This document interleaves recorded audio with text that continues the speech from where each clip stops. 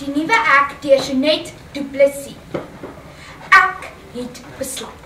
Tot hiertoe is genoeg. So ordinair wil ek nie langer bly. 'n Eie identiteit. Dis wat ek wil kry.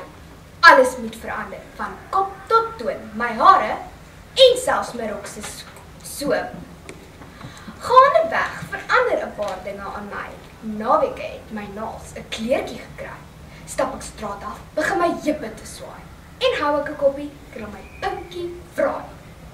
My langbroeke word ook al kleiner gekoop, sodat ek later met stopbene moet loop. Vir die TV lê ek nie meer op my maag, maar breekne in 'n bikini, al te gewaag.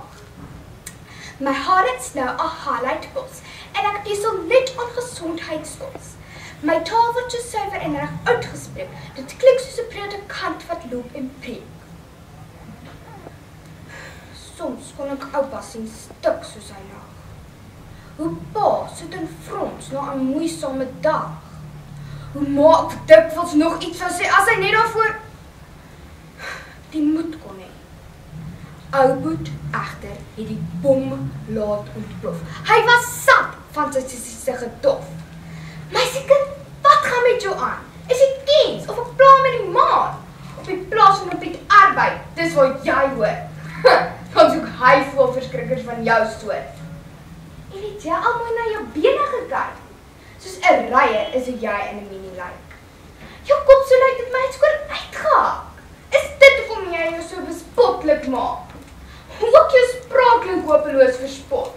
Hey, wat het van my sussie geword?